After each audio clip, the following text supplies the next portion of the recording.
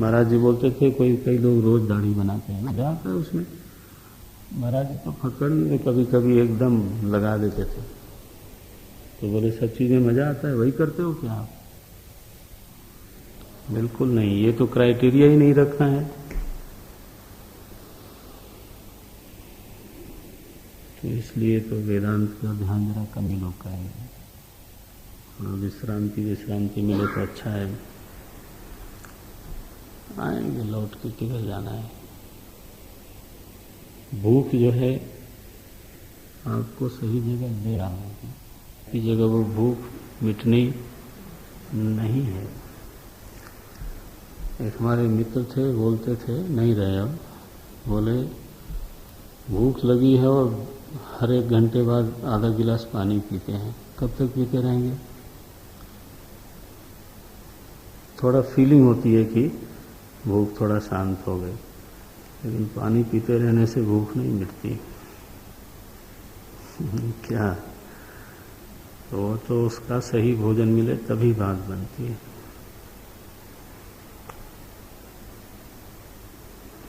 तम स कषायम विजानीयात् क्षम प्राप्तम न चालयेत। बढ़िया। क्षम प्राप्त मैंने सम प्राप्त। शांति एक बार चित्त में आ गई तो फिर उसको चंचल मत करना। बोले महाराज उसमें क्या चंचल आदमी करेगा?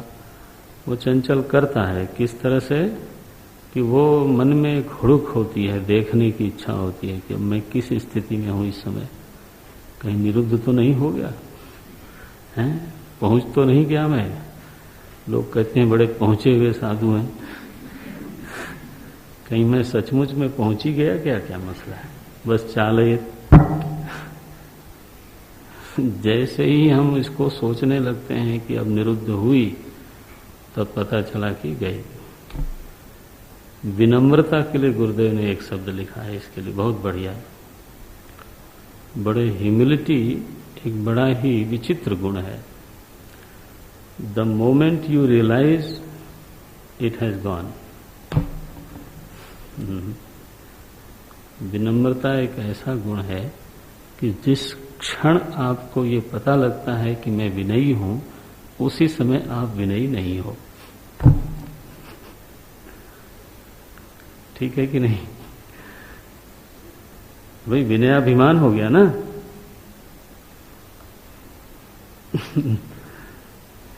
स्ट्रेंज, बिल्कुल। इसी तरह से जिस क्षण ये आप देखने की कोशिश करते हो कि अब सब शांत है, तब तक पता चला कि उसी समय अशांत हो गया। इसलिए कोई बार बार जांचने की जरूरत नहीं है। गीता में भी इसको लिखा, आत्मसंस्थम मनः कृत्वा न किंचित अपि चिंतयेत। देखो सारे आचार्यों का, हमारे वेदांत के आचार्यों का, सबका एक ही मत है,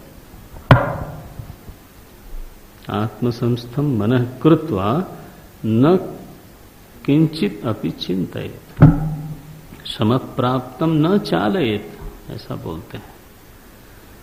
बोले महाराज ये रसास्वाद का तो बताया नहीं आपने समाधान।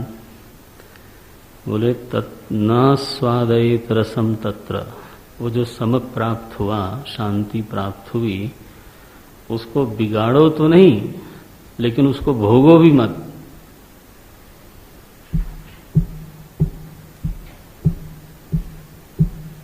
क्या प्राप्त हुआ?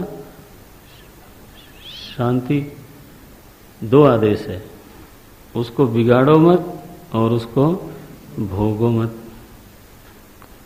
नास्वादेत रसम तत्र। बोले महाराज मजा आ रहा है तो कैसे न मजा लूं? तो बोले निस्संगः प्रज्ञया भवेत।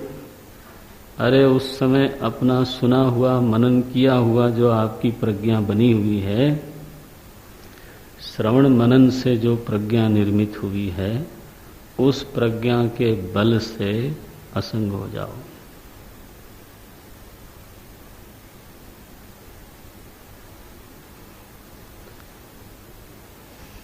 ठीक है, इसमें असंगता का बल कहां से लाएं? बोले प्रज्ञा से। क्या प्रज्ञा बनी? कि भाई आनंद को स्वरूप होना चाहिए। मैं मैं सुखरूप हूं, सुखी हूं ऐसा नहीं। मैं सुखी हूं इसमें भोक्ता भाव है, मैं सुखरूप हूं यह स्वरूपानंद है।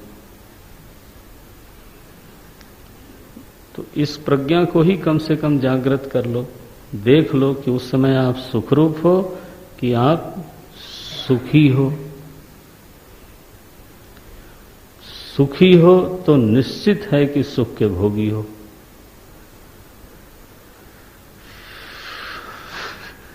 सुखरूप हो कि सुखी हो, बस प्रज्ञा निस्संगम, निस्संगः प्रज्ञा भवेत्।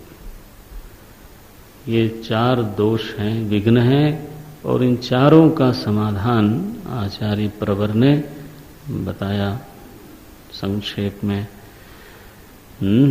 लय संबोधे चित्तम विक्षिप्तम समयेत पुनः सकषायम विजानीयात् समप्राप्तम न चालयेत नास्वादयेत रसम तत्र निस्संगः प्रज्ञया भवेत्। यथा दीपो, ये स्मृति का है भगवद गीता का।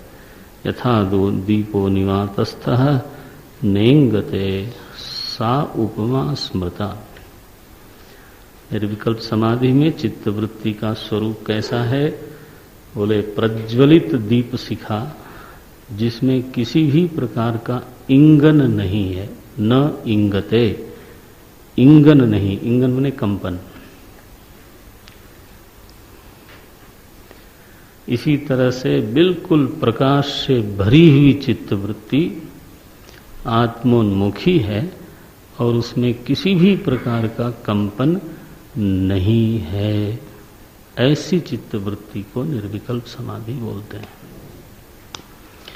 ओम तत्सत। कल देखेंगे।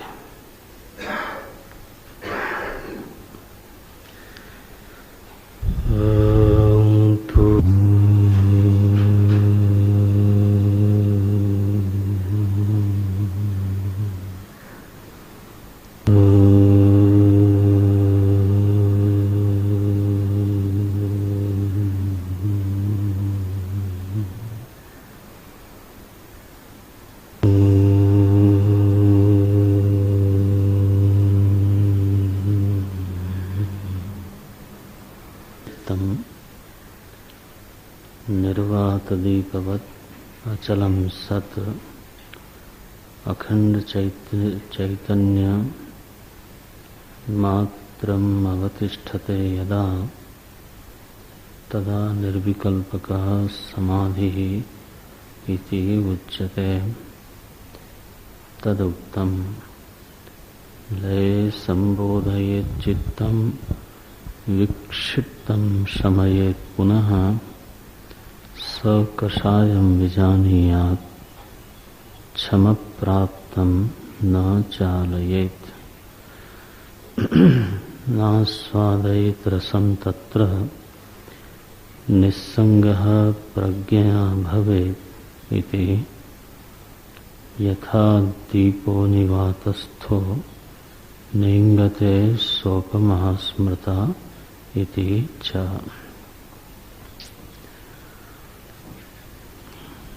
अथ जीवन्मुक्तलक्षणम् उच्यते। जीवन्मुक्तो नाम स्वस्वरूप अखंड ब्रह्मज्ञानेन तत् अज्ञानबाधनद्वारा स्वस्वरूप अखंड ब्रह्मणि साक्षात्कृते अज्ञान तत्कार्य संचित कर्म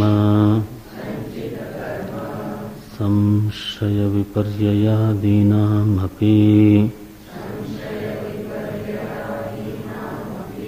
बाधितत्वात् अखिलबन्धरहितः ब्रह्मनिष्ठः भिद्यते हृदयग्रन्थिः छिद्यन्ते सर्वसंशयाः क्षीयन्ते चास्य कर्माणि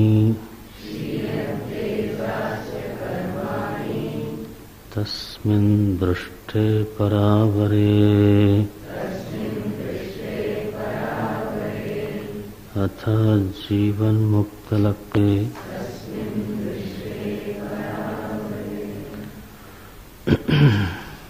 तो अनेन विघ्नचतुष्टयेन विरहितं चित्तं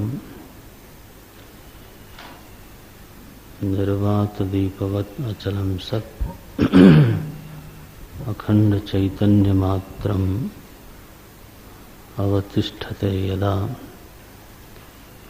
तदा निर्विकल्पकः समाधिः इति उच्यते।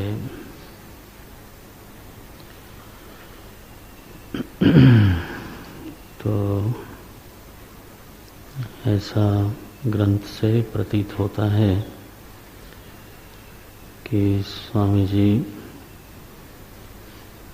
समाधि को बहुत अधिक महत्वपूर्ण मानते हैं और ये हमारे प्रायः सभी शास्त्रों में स्वीकार किया गया है। जो हमारे परम गुरु हुए, हमारी परंपरा में लिखित सामग्री के रूप में तो प्रथम जो ग्रंथ प्राप्त होता है वो है मांडूक्य कारिका। गौड़पादाचार्य जी महाराज ने उसको लिखा, तो उन्होंने भी इतना विशद विवेचन करने के पश्चात तो तृतीय कारिका में अद्वैत प्रकरण में 4 हैं वो, तो आगम प्रकरण, वैतथ्य प्रकरण, अद्वैत प्रकरण और अलात शांति प्रकरण, ये 4 प्रकरण ग्रंथ हैं 12 मंत्रों के ऊपर। तो उसमें अद्वैत प्रकरण में उन्होंने तो समाधि का निरूपण किया, प्रतिपादन किया और उस पर बहुत बल दिया है। उपायेन निगृह्णीयात्, वो बोलते हैं मन को उपाय से अवश्य ही ग्रहण कर लेना चाहिए। उपाय से, उपायेन निगृह्णीयात्। श्री कृष्ण परमात्मा ने तो कहा ही है, सनिश्चयेन योक्तव्यः योगः अनिर्विण्ण चेतसा। उपनिषद तो बोलती है यदा पंचावतिष्ठन्ते ज्ञानानि मनसा सह बुद्धिश्च न विचेष्टते तामाहुः परमां गतिम्। देखो तो चित्त का निरुद्ध भूमिका में प्रवेश करना अथवा एकाग्र भूमिका में प्रवेश करना, ये साधक के जीवन की एक बड़ी बड़ी बड़ी उपलब्धि है। इसको अवश्य करना चाहिए। साधन काल में ही जो तृप्ति होती है, पुष्टि होती है, निरूपित, प्रतिपादित, विवेचित तत्व का जिस प्रकार से निश्चय समाहित चित्त में होता है, तो वैसा निश्चय विक्षिप्त चित्त में अथवा क्षिप्त चित्त में हो नहीं सकता। इसलिए ध्यानाभ्यास तो अवश्य ही करना ही चाहिए, सभी साधकों को करना चाहिए। सिद्धांत रूप से कभी कभी हम लोग ऐसा मानते हैं और वो निश्चय पूर्वक मानते हैं कि ज्ञान को किसी अन्य साधन की आवश्यकता नहीं है। ये बात सही है।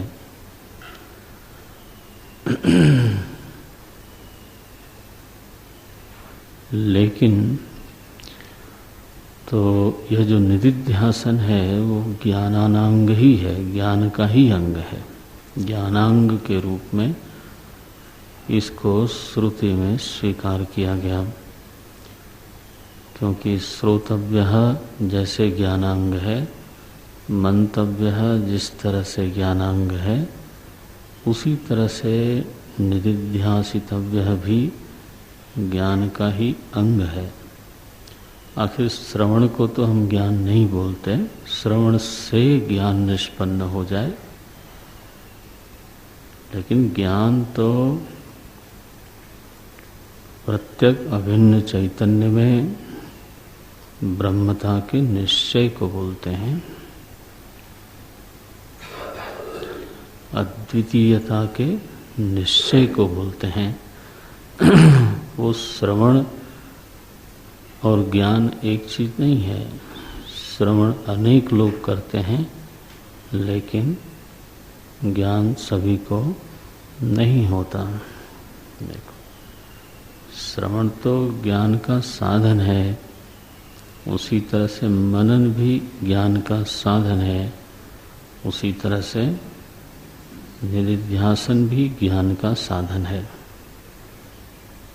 जब कभी ऐसा प्रतिपादन होता है कि ज्ञान को किसी अन्य साधन की अपेक्षा नहीं है, तो प्रतिपादन ठीक है, लेकिन उसका अर्थ ये नहीं समझना चाहिए कि श्रवण को किसी अन्य साधन की अपेक्षा नहीं है। ज्ञान को किसी अन्य साधन की अपेक्षा नहीं है, वो ठीक है, लेकिन श्रवण को पहले भी बहुत सारे साधनों की आवश्यकता है और पश्चात भी साधनों की आवश्यकता पड़ सकती है। अनिवार्य अपेक्षा तो नहीं है, लेकिन पड़ सकती है।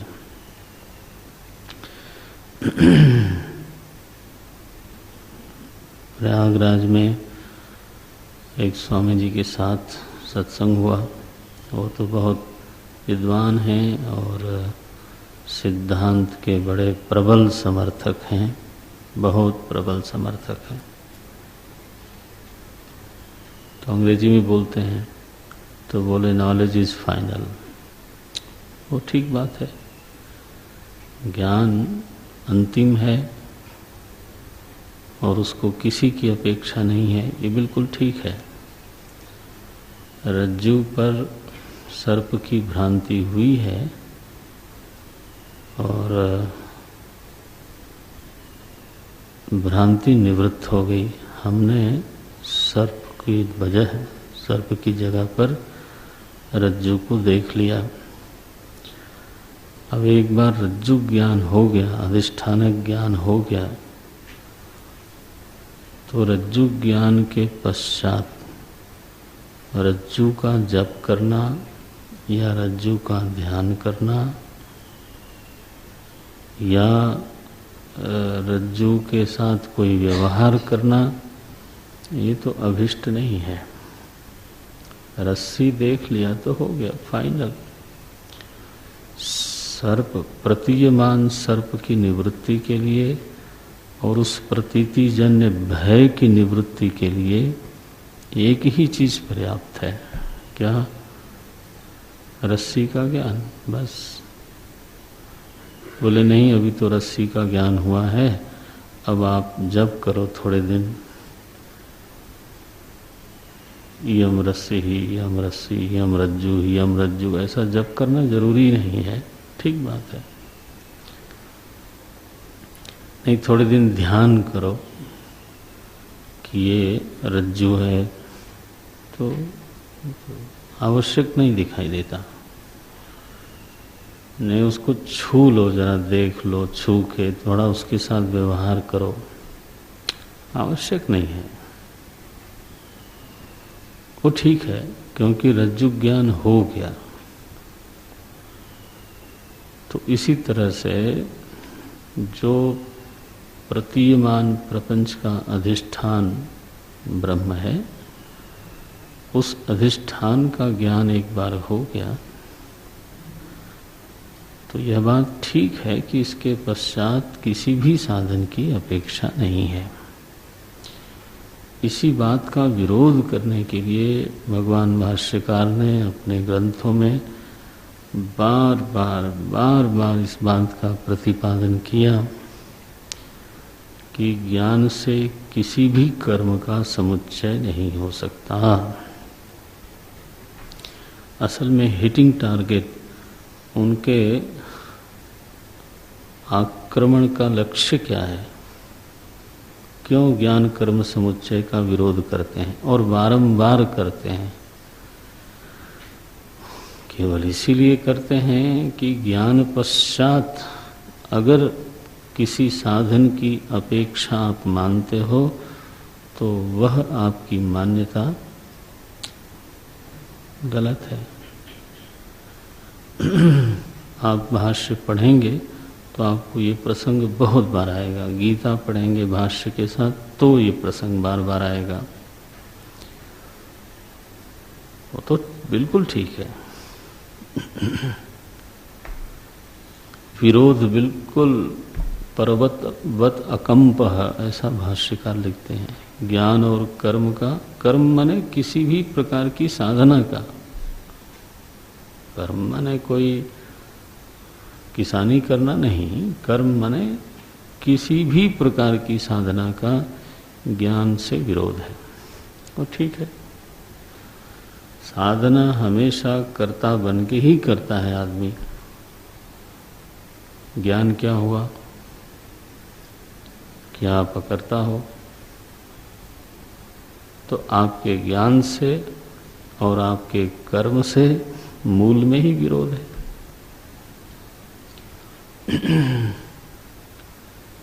मैंने पहले मैं अपने में कर्तृत्व स्वीकार करूं, पहले मैं अपने में अशुद्धि स्वीकार करूं और फिर उसको